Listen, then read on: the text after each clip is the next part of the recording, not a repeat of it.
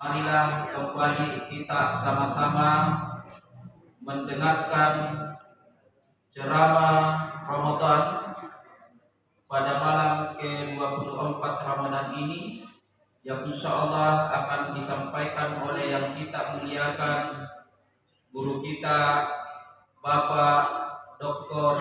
Haji Andi Abdullah Akil LC MA. Kepada Ustaz kami persilahkan dengan hormat.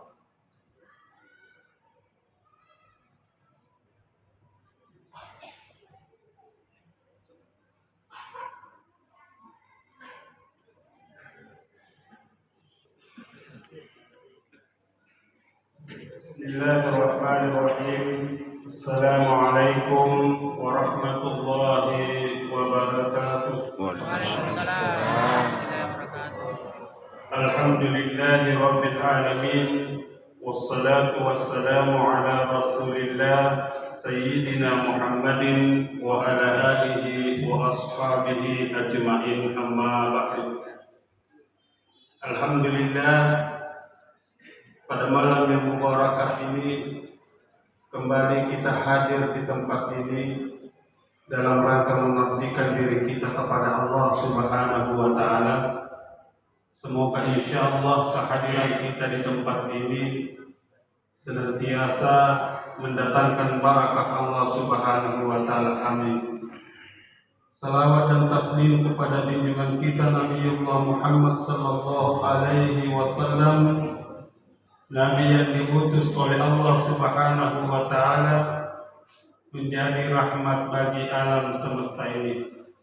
Semoga insyaallah salawat kita tersebut senantiasa mendatangkan kebaikan bagi diri kita dalam kehidupan kita di dunia, terlebih lagi dalam kehidupan kita di alam akhirat kelak. Amin ya rabbal alamin. Bapak Ibu jamaah tabi yang sama dimuliakan Allah Subhanahu wa taala.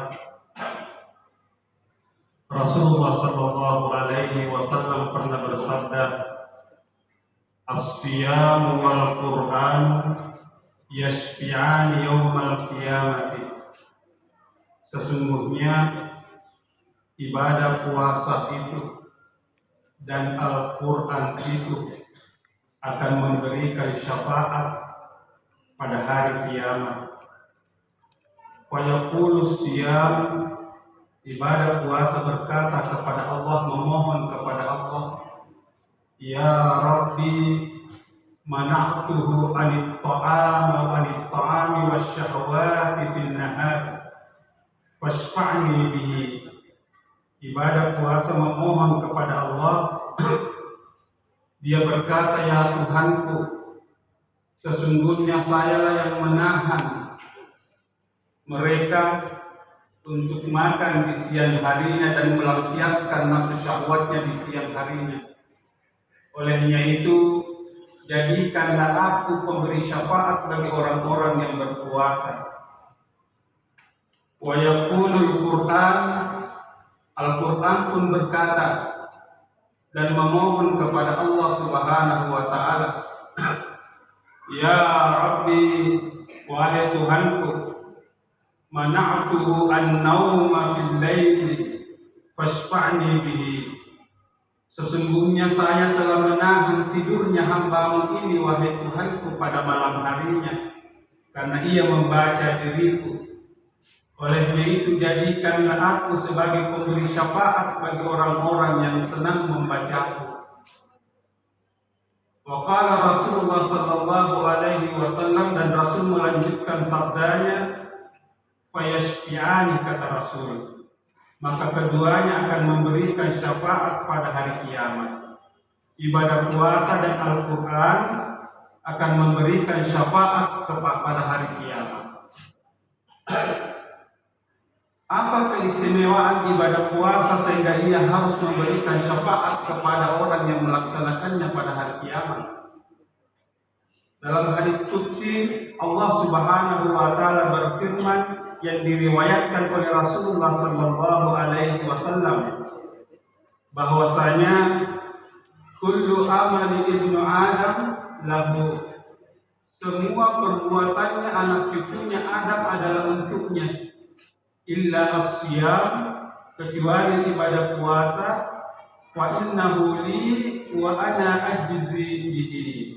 Sesungguhnya ibadah puasa itu adalah untukku dan sayalah yang memberikan pahala bagi orang-orang yang berpuasa. Pertanyaannya adalah, bukankah seluruh amal perbuatan manusia yang memberikan pahala itu adalah Allah?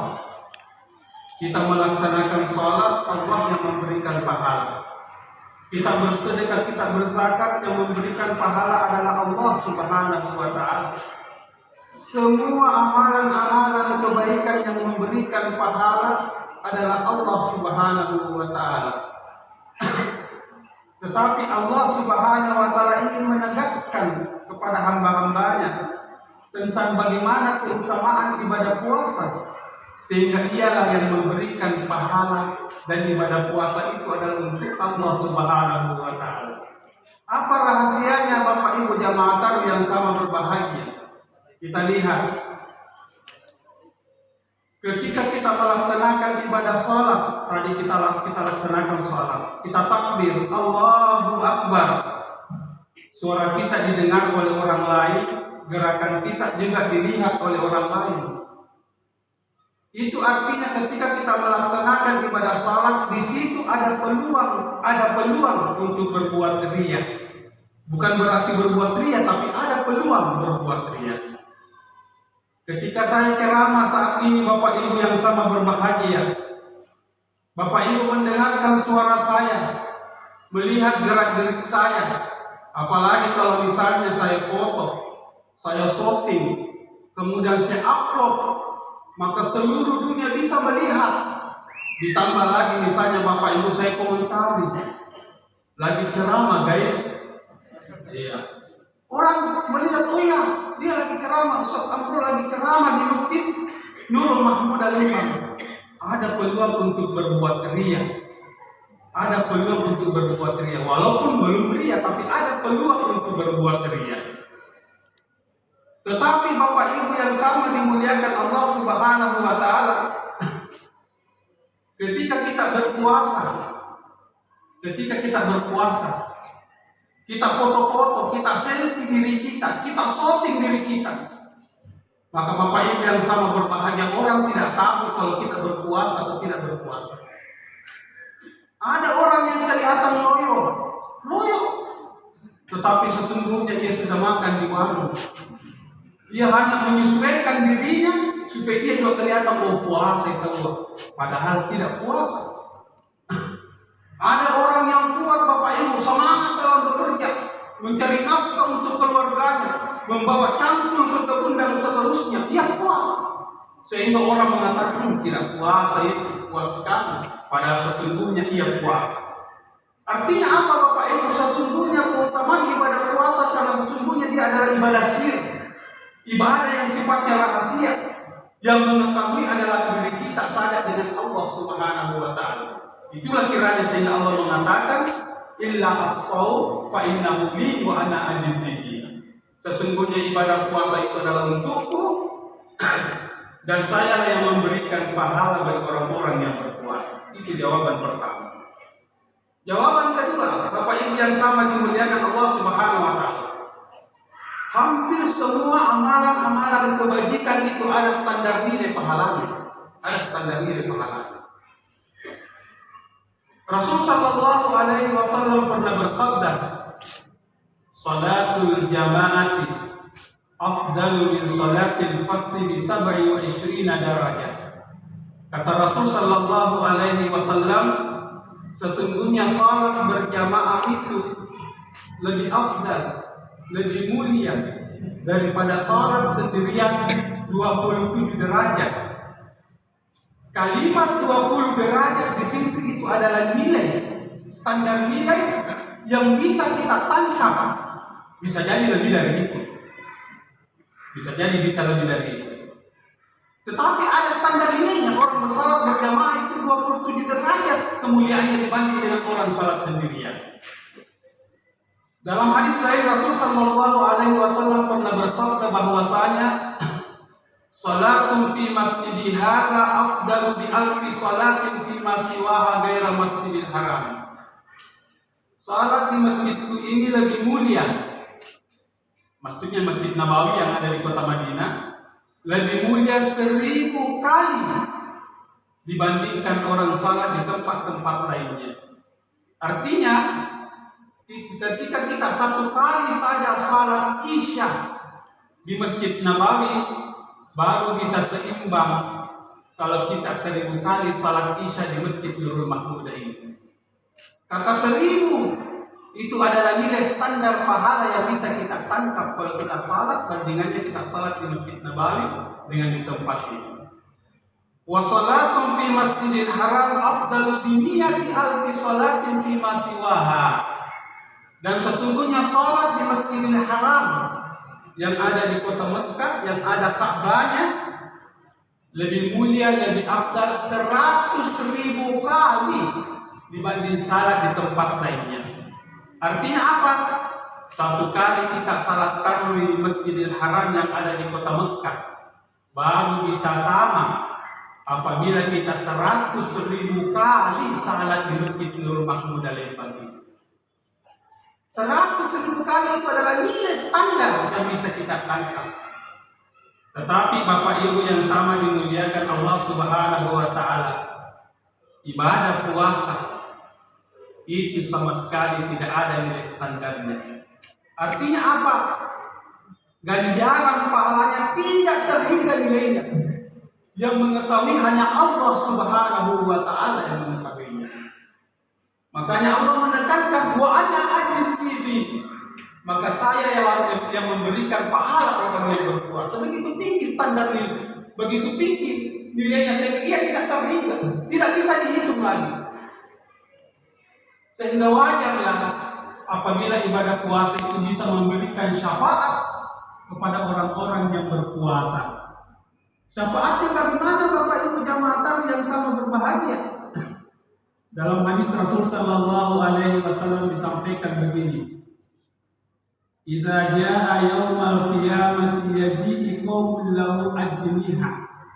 Pada hari kiamat itu akan datang suatu kaum yang memiliki sayap. Ka'adnihatit tayr, sebagaimana sayapnya burung. Yatiruna ala khitanil jannah, dia terbang dari dinding-dinding surga. Sehingga malaikat penjaga surga, malaikat Ridwan berkata, man antum, siapa kalian?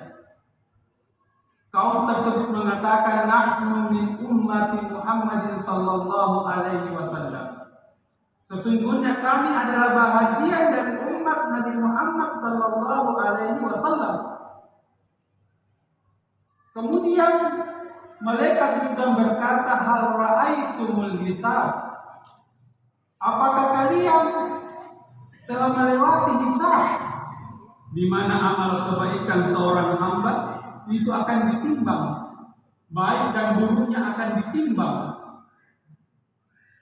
Kaum tersebut berkata, lah, tidak sama sekali. Kami tidak pernah melewati yang namanya hisab. Kemudian malaikat kembali bertanya, hal ra'aitumus sirat. Apakah kalian telah melewati sirat, titian jembatan yang apabila kita tidak selamat dari jembatan itu jatuh ke bawah, maka tubuh kita terbakar oleh api neraka. Kaum tersebut mengatakan, lah, kami sama sekali tidak pernah melewati namanya sirat. Sehingga apa yang terjadi Bapak Ibu jamaah yang sama berbahagia? Malaikat Ridwan sangat takjub kepada kaum tersebut dan berkata, bima wajadtum ala hadhihi darajah. Bagaimana caranya engkau bisa memperoleh derajat kemuliaan ini sehingga engkau bisa masuk ke dalam surga dengan jalan tol, tanpa hisab, tanpa sirat, jalan tol masuk ke dalam surga? Kaum tersebut mengatakan, abadna Allah fid dunya sirran wa adkhalana al-jannata fil akhirah sirran. Sesungguhnya saat kami ini menyembah Allah Subhanahu wa taala selama hidup kami di dunia dengan jalan rahasia, orang tidak tahu. Dan salah satu ibadah orang yang tidak tahu adalah ibadah puasa. Artinya apa? Insya Allah ibadah puasa kita ini akan menjadikan kita masuk ke dalam surga tanpa melewati hisab dan tanpa melewati sirat. Itu yang pertama. Yang kedua, wal Quran yasfi'an. Bagaimana caranya Al-Quran bisa memberikan syafaat? Kita hanya mengetahui bahwasanya salah satu di antara kemuliaan Al-Quran karena ia diturunkan pada malam Lailatul Qadar, malam penuh dengan kemuliaan yang dikatakan oleh dalam Al-Quran khairun min alfi syahr, lebih mulia dari 1000 bulan. Tetapi tahukah kita Bapak Ibu yang sama berbahagia, kapan malam Lailatul Qadar itu terjadi? Banyak teori. Salah satu di antara teorinya itu adalah ada teorinya Imam Al-Ghazali. Ya nanti Bapak Ibu ini bisa mencocokkan kapan kita mengawali puasa. Teorinya Imam Al-Ghazali yang dikutip oleh Sayyid Al-Imam Sayyid Bakir Shah dalam kitabnya Iyanatul Talibin. Beliau mengatakan begini. Teorinya Al-Ghazali adalah mengkaitkan awal Ramadan dengan kapan Lailatul Qadar itu. Menurut teori itu, apabila awal Ramadan itu dimulai pada hari Ahad, Senin, Selasa, hari Ahad ataupun hari Rabu. Jadi apabila ibadah puasa itu dimulai pada hari Ahad atau hari Rabu, maka insya Allah Lailatul Qadar itu akan datang pada malam tanggal 29 Ramadan. Puasa kita ini kita mulai hari apa kemarin Bapak Ibu? Hari Kamis ya atau hari Selasa? Hari Kamis. Apabila awal puasa itu dimulai pada hari Senin, kata Imam Al-Ghazali, teorinya Imam Al-Ghazali, maka insya Allah Lailatul Qadar itu akan datang pada malam ke-21 Ramadan. Maka kita bisa cocokkan bagaimana ciri-ciri apabila malam Lailatul Qadar itu, apakah pada tanggal 21 itu sudah terjadi atau tidak, malam 21 atau tidak. Kemudian apabila awal Ramadan itu, awal puasa itu dimulai pada hari Selasa atau hari Jumat, hari Selasa atau hari Jumat, maka Lailatul Qadar itu akan turun pada malam ke-27 Ramadan. Malam ke-27 Ramadan. Apabila awal Ramadan itu jatuh pada hari Kamis, maka insya Allah Lailatul Qadar itu akan turun pada malam ke-25 Ramadan. Pada malam ke-25 Ramadan, kalau dimulai hari Kamis. Kita bisa cocokkan dengan teori ini dengan ciri-ciri turunnya Lailatul Qadar esok harinya. Besok malam kan malam tanggal 25. Karena tentu Imam Al-Ghazali menetapkan teori ini pasti dengan penuh perenungan dan pengalaman dalam kehidupannya. Kemudian apabila awal Ramadan itu dimulai pada hari Sabtu, maka insya Allah Lailatul Qadar itu akan terjadi pada malam 23 Ramadan. Itu teori Imam Al-Ghazali. Tentu ada teori-teori lainnya. Silakan kita membuktikan teori tersebut. Bapak Ibu yang sama dimuliakan Allah, itu adalah salah satu keistimewaan dari sekian keistimewaan Al-Quran diturunkan pada malam Lailatul Qadar. Kata Rasul sallallahu alaihi wasallam, "Iqra'ul Qur'ana fa innahu ya'ti yaumal qiyamati syafi'an li ashabihi." Bacalah Al-Quran, karena sesungguhnya Al-Quran itu akan datang memberikan syafaat bagi orang yang membacanya. Bagaimana syafaatnya Al-Quran? Ini terakhir Bapak Ibu. Ketika kita sudah meninggal dunia, tubuh kita terbujur kaku, sudah menjadi jasad. Keluarga kita yang diurusi hanya bagaimana menyelenggarakan jenazah kita. Dibelikanlah kain kafan, diukurlah kita dan seterusnya. Maka pada saat itu datanglah seorang yang memiliki wajah yang penuh dengan sinar, bercahaya wajahnya, yang kita tidak lihat. Dan dia berdiri di sisi kepala kita. Pada waktu itu kita berbaring terbujur kaki. Silakan bayangkan derita Bapak Ibu. Dan ketika kita dimandikan, orang yang memiliki cahaya, orang yang memiliki wajah yang bersinar tersebut masih menemani kita. Ketika kita dikafani, Bapak Ibu yang sama berbahagia, dia berada di antara dada kita dan di antara kain kafan kita. Jadi dia berada di antara dada kita dan di antara kain kafan kita. Ini menurut hadis Rasul. Kemudian kita disolati, kita dibawa ke pemakaman. Kemudian kita dimasukkan ke dalam liang lahat yang begitu sempit. Kita ditutup Bapak Ibu dengan papan. Sebilah papan, kemudian kita ditimbuni tanah. Dan setelah itu, tentu semua yang mengantar kita akan pulang ke rumah, termasuk istri kita yang kita sayangi, anak-anak kita. Mereka meninggalkan kita. Tidak ada yang mau tinggal bersama kita di dalam kubur tersebut. Tetapi Bapak Ibu yang sangat berbahagia, ternyata wajah yang bersinar itu masih setia menemani diri kita. Sampai kemudian datang malaikat mungkar dan nakir ingin memisahkan kita dengannya. Tetapi orang yang memiliki wajah yang bersinar tersebut berkata, wahai malaikat Allah, jangan engkau pisahkan aku dengan sahabatku. Silakan laksanakan tugasmu. Dan kemudian setelah itu ia menghadap ke kita dan berkata, ketahuilah wahai sahabatku, sesungguhnya saya ini adalah Al-Quran. Ternyata orang yang memiliki wajah yang bercahaya tersebut adalah Al-Quran. Dia berkata kepada kita yang waktu itu kita hanya sendirian, terbujur kaku dengan kain kafan kita, tidak ada harta benda yang kita bawa. Ia berkata, wahai sahabatku, sesungguhnya saya adalah Al-Quran yang engkau baca di kala hidupmu. Kadang engkau baca aku dengan suara yang keras, kadang engkau baca aku dengan suara yang lembut. Oleh karena itu berbahagialah engkau. Setelah kedua malaikat ini melaksanakan tugasnya, maka engkau tidak akan mendapatkan kesulitan dalam kehidupanmu. Dan setelah dua malaikat melaksanakan tugasnya, maka orang yang memiliki wajah yang bercahaya ini menyiapkan kita kasur dan permadani yang begitu indah dan begitu harum.